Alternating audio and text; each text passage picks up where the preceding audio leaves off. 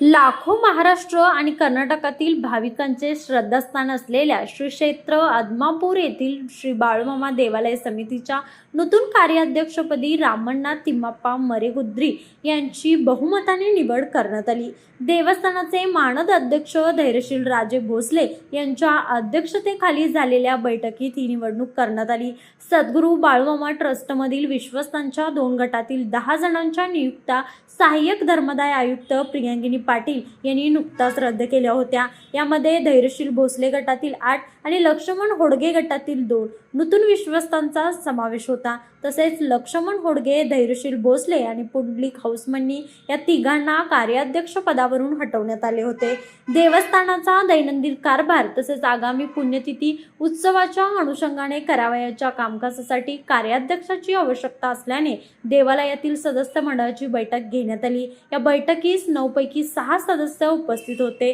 लक्ष्मण होडगे गटाचे सदस्य बैठकीस अनुपस्थित राहिले, तर धैर्यशील भोसले गटाचे सर्व विश्वस्त उपस्थित होते।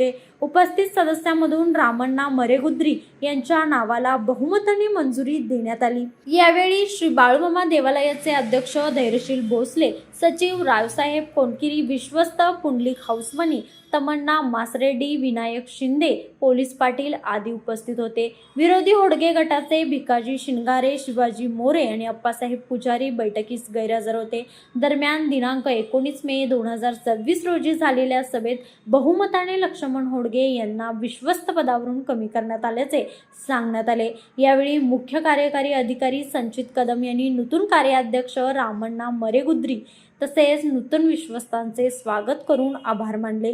पुण्यतिथी उत्सवाच्या पार्श्वभूमीवर देवस्थानाच्या कारभारासाठी नूतन कार्याध्यक्षाची निवड, होडगे गटाचे सदस्य बैठकीस अनुपस्थित, आगामी पुण्यतिथी उत्सवाच्या पार्श्वभूमीवर झालेल्या या निवडीमुळे बाळूमामा देवालयाच्या प्रशासकीय कामकाजाला दिशा मिळाल्याची अपेक्षा व्यक्त होत आहे।